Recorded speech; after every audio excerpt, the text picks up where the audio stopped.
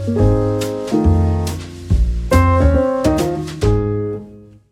guys, welcome to another episode of Dev Kingdom. This is Jacob. In today's tutorial, we're gonna introduce a tool that can help you improve your prompt, and it's called Promptimal. So this tool is a CLI tool. You can actually use the Promptimal and add your prompt, and also add the improvement, how you want to improve prompt. Then it'll improve the prompt in a very cool way. So that being said, let's get started. So if you search for Promptimal, it should give you this page. Basically, it is a very simple and straightforward tool. And if you follow their README, you should be able to set it up. But there's a catch, because right now this tool only supports OpenAI.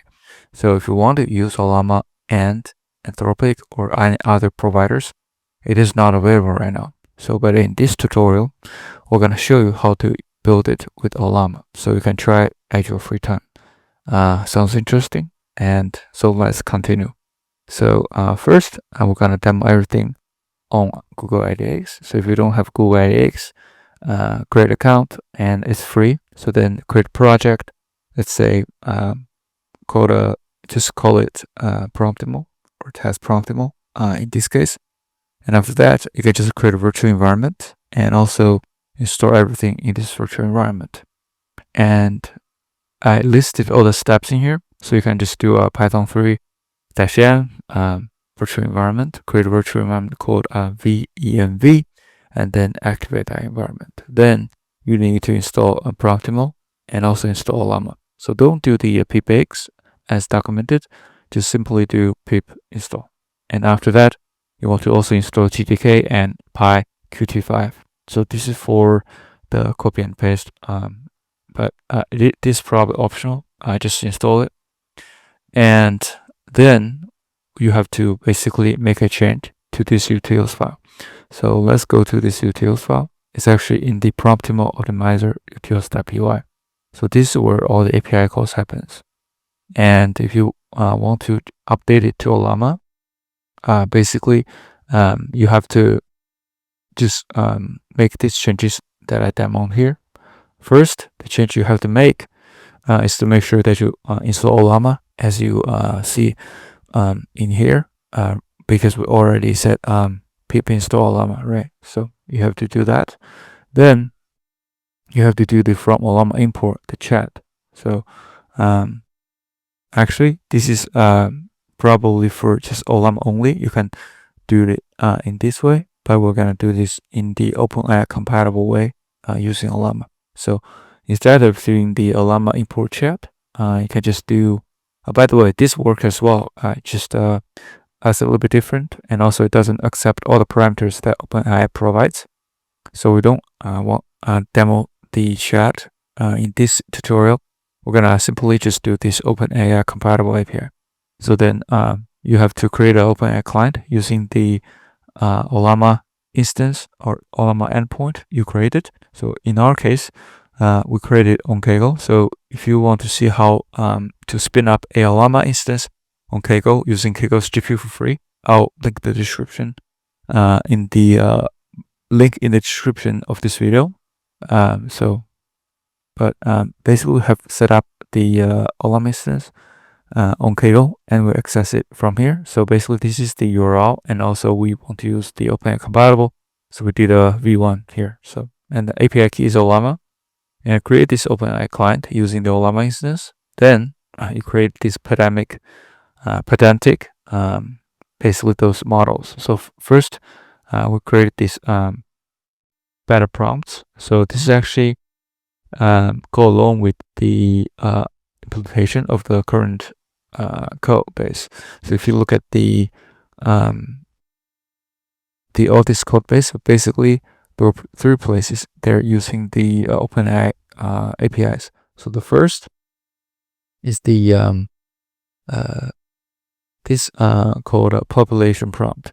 So basically what it does is basically to initiate a population of candidate prompt. So so that's why we actually just map everything from the original code to this pedantic classes, the model classes. So then basically this is all you have to do.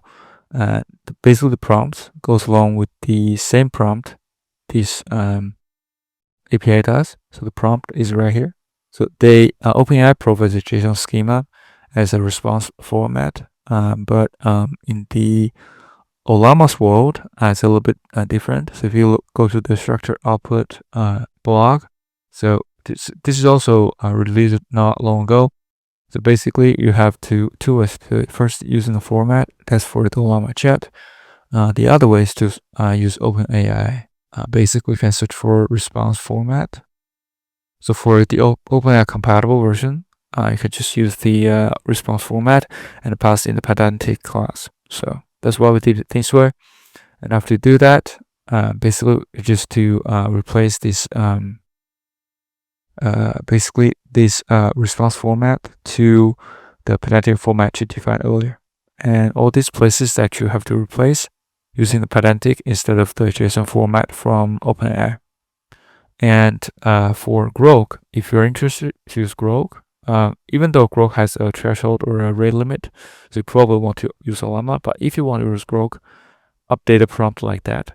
It's also compatible with Ollama, so you can just use this with Ollama. There's no problem.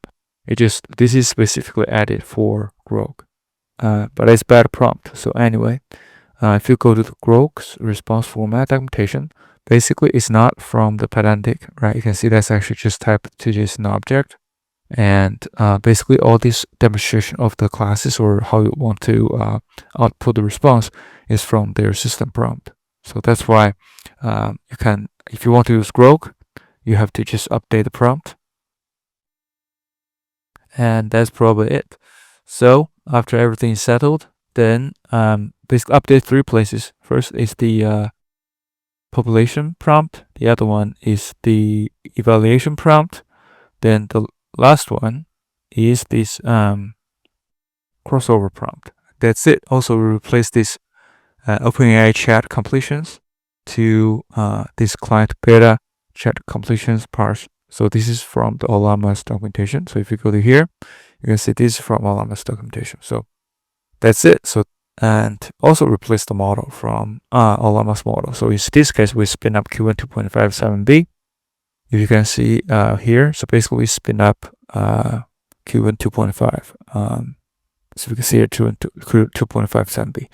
So that's it. So that's all the changes you have to make for Promptimal to make it work with Ollama. So that being said, hopefully this is helpful. If you want to check the results, just go to this terminal, and basically you can see this is actually working in the terminal. Basically, you also can switch the height difference or just show the difference. So if you don't show basically this final prompt after optimization, so you can see what we tested is from the official sample. So basically you will be provided with a piece of code, and your task is to explain it in a concise way, how to improve it. It summarizes need to include less code references and be more high level. So after the optimization, so you can see this prompt became summarize the main points of the code, its purpose, and how it functions in simple terms. If you want to show the difference, you can also see the difference. Basically to click D. So, and after all the iterations, you will give the prompt. So it's very nice. So hopefully this is helpful. If you do like this video, please subscribe, like, or comment if you have any questions.